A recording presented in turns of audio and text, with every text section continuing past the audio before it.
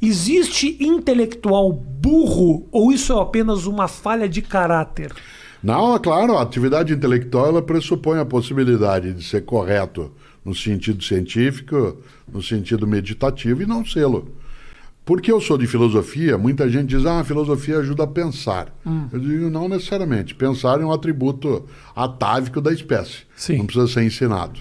Segundo, não, mas é que a filosofia ensina a pensar certo. Eu digo, não necessariamente. Né? Há muitos modos dentro da filosofia que induzem ao equívoco, né? E que propositadamente driblam, né, aquilo que as pessoas estão entendendo, que é uma forma de prestidigitação mental. Né? Portanto, é possível fazê-lo. Num país como o nosso, em que há uma admiração muito grande por quem fala bem, como se falar bem fosse sinal de inteligência, né? É claro que é fácil você também dar esse passo. Não, não é isso. É que a filosofia ensina a pensar melhor e de modo mais livre. Falei, não. O nazismo também tem seus filósofos. Teve e tem. O fascismo teve e tem seus filósofos. Sim. Nesse sentido, né, imaginar que um intelectual, seja na área de filosofia, seja no campo das ciências, né, da pesquisa pura, seja o que for, que não necessariamente essa pessoa tem a possibilidade de ser parvo, né, ou parva, é muito estranho. Sim, é possível.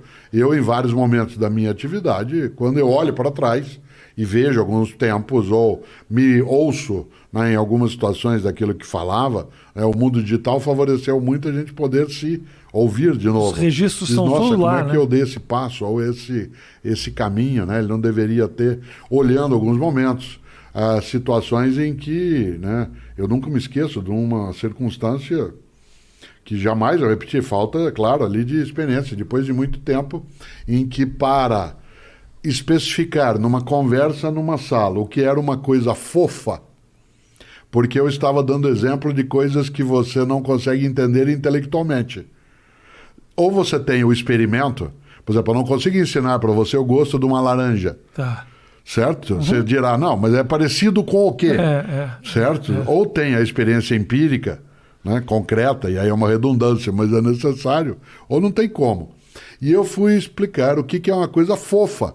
Né? Ou você faz o gesto, ou você entrega, mas o gesto não especifica. E ao fazê-lo, eu segurei no braço de uma pessoa que estava à minha frente. Por exemplo, né, você tem um braço fofo. Pega na barriga da pessoa. Isso. Você é fofo. Mas foi absolutamente... Era a primeira pessoa que estava na minha frente.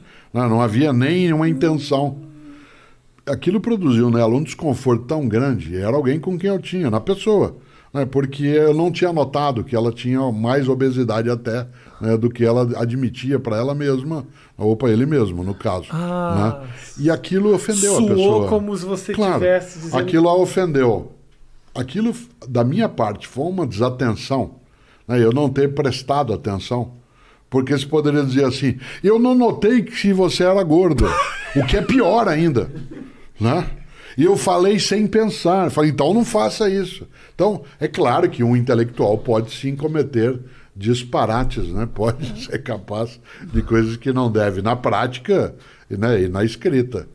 Agora, já que você entrou nesse exemplo especificamente, eu acho que esse exemplo quer dizer mais do que isso. Isso acontece geralmente na comunicação, em todos os cantos. Você fala algo sem a intenção da ofensa, aquilo... Eu já entrei no modo Cortella de verbalizar. Ofensa. Isso. E essa pessoa... Você não tem o intuito de ofender. Essa pessoa se ofende. Como é que você faz para controlar isso? Porque, por exemplo, você não é culpado dessa pessoa ter os seus traumas, de ela ter sua vivência, de ela absorver aquela informação de maneira que a agrida. Você não tem responsabilidade sobre isso, sobre nenhuma no teu gesto. Isso acontece geralmente na comunicação. Quando eu faço um comentário, uma piada, uma conversa no casal que briga, eu não quis dizer isso. Aí daqui a pouco essa pessoa se ofende porque ela tem, né, um background, ela tem informações que faz com que ela assuma uma interpretação. E eu sou obrigado agora a abraçar essa responsabilidade e não, pedir desculpa. Mas você que se comunica, e eu também, em público, portanto é diferente de uma conversa. Mas acontece nas conversas também. Claro, também. Mas na conversa você normalmente consegue refazer, porque você vai ter uma convivência com a pessoa, Sim. em tese que você vai, né, reatar, né, juntar os caquinhos Sim. e colá-los outra vez. Você não tem que se subordinar a isso, mas tem que levar em conta. Eu tenho de levar em conta, eu não tenho que me subordinar, eu não tenho que me calar, né? Eu não preciso silenciar aquilo que eu vou fazer, mas eu preciso levar em conta que eu posso estar mexendo com suscetibilidades que, embora eu não seja responsável por ela ser daquele modo, eu posso machucá-la. Mas se eu puder evitar fazer isso, né? Há coisas que não estão na minha consciência. Quando eu vou falar sobre um tema determinado, quando eu vou escrever sobre um assunto que eu sei que ele tem arestas, eu tenho que redobrar meu cuidado. Mas aí eu te pergunto, Cortella, desculpa te interromper, isso não acaba te tolindo, te cerceando? Não me torna mais criativo. Vou lembrar algo, o que eu vou falar é aquilo que se chama de argumento de autoridade por causa da idade. Tá bom. Não tem a ver, né? Você não vivenciou, né? Você pegou uma parte, você nasceu durante a ditadura militar empresarial no Brasil. Isso. E não pegou a censura daquele momento. Não. Governamental, não.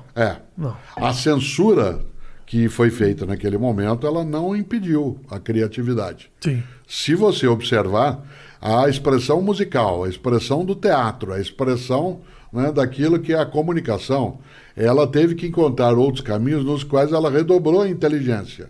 Sim. Haja vista que nós somos capazes, né, de rememorar algumas das peças de teatro, algumas das novelas que foram produzidas naquele momento. Não que a censura ajude a criatividade, ela obriga mais do que ajudar. Por isso, não é que eu, Cortella, queira silenciar o tema porque alguém se fere, mas eu preciso redobrar o meu esforço para eu não dar um passo desnecessário. Meu lema no campo da comunicação, e talvez, né, isso possa parecer até inocente, mas não ria de mim, ria comigo. Perfeito. Não ria de mim, ria comigo. A gozação na escola, aquilo que hoje, de modo estranho, é chamado de bullying, porque existe o verbo bulir em português, né? Não precisa usar o inglês. Né? Existe o verbo bulir? Sim, bulir. Você não vai bulir nisso, menino. Macaco que bule muito que é chumbo, né? Claro, na minha infância, eu li Monteiro Lobato.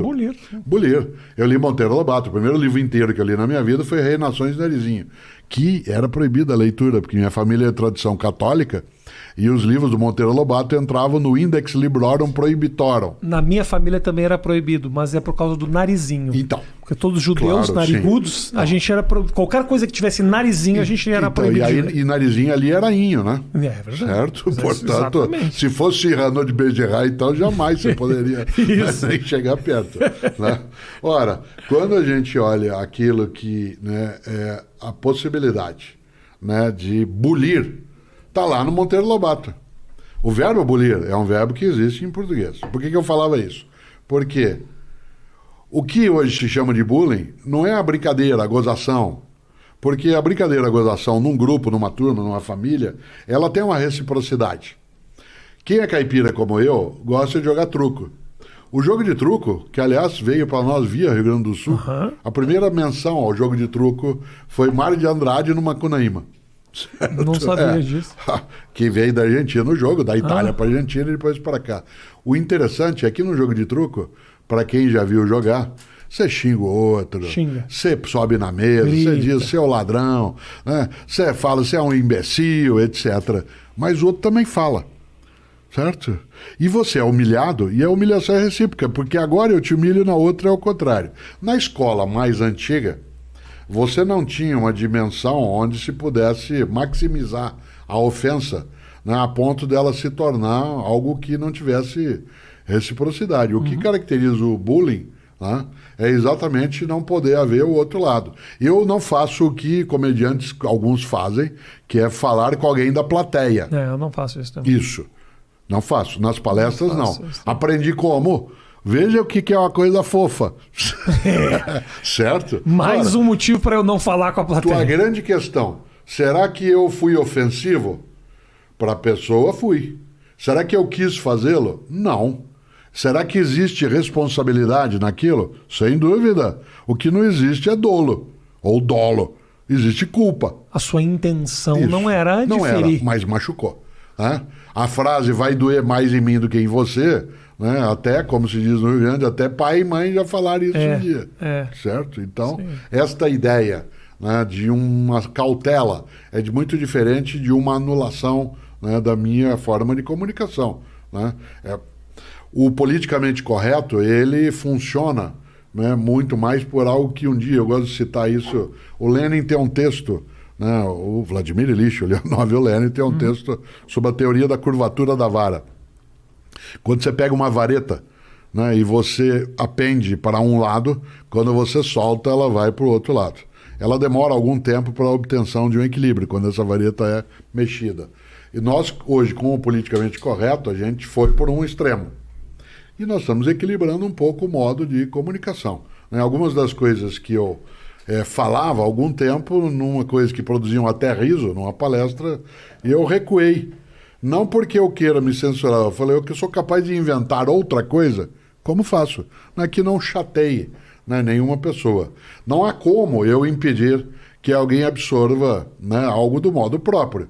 A frase antiga, Milor Fernandes dizia, o problema da idiosincrasia é que não tem um especialista para cuidá-la. Sim, certo? Claro. Então, lá, não tem como lidar com o idiosincrático, mas que a gente precisa tomar cautela, quem está com comunicação, sem dúvida. Eu concordo. É que eu também vejo, Cortella, que a gente também, enquanto comunicador, tem um pouco a responsabilidade da provocação, às vezes, também. Então. De passar por algo que eu acho que pode até te incomodar. Lide você também com isso, né? Porque senão a gente não chega... Às vezes, realmente, tem a vareta, ela exagera para aquele lado, tanto no politicamente correto, como na provocação. Sim, claro. A vareta ela vai longe mesmo. Eu acho que... Mas são atividades de comunicação diversas. Né? Faz parte um pouco da tua atividade, claro, a iconoclastia, claro. Né? A demolição dos ídolos. Né? É difícil a gente lidar com algo desde a origem, né, em que o humor não tem a tarefa, né, de, como lembrava o Gil Vicente, castiga-te ridendo mores. Né? Você mexe com os costumes rindo. Então, é muito diverso. Algo que está como possibilidade na atuação. A Cláudia, com quem eu sou casado, ela é gestora de teatro, portanto ela está habituada, ela diz sempre que um espetáculo de teatro é uma mentira combinada, né? Eu vou para lá como espectador sabendo que ali as coisas parecerão verdadeiras e você que está no palco faz a mesma coisa, certo? Sim. Quando você conta uma das tuas histórias no teu espetáculo, né, daquilo que aconteceu na tua casa, com a tua mulher, com o teu filho, com a ex-mulher, com o ex-filho, seja lá o que for... Nenhum de nós ali imagina que aquilo é 100% coincidente. Hoje em dia nós estamos vivendo um momento muito complicado, porque muitas vezes não é só aquele que me assiste ali na minha frente. Às vezes essa informação sai daquele lugar e printa no jornal. Isso. E aí é um lugar que não estou num ambiente de desconstrução que é o palco. Eu estou printado na página da revista Veja. Aí realmente, até eu mesmo às vezes leio e falo que absurdo esse negócio.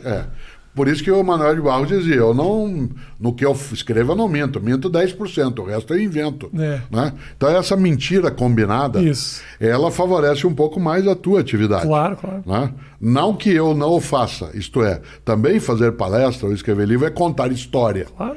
Né? É contar história, mas essa história ela não tem tanta intenção de produzir o desconforto que o humor pode fazer.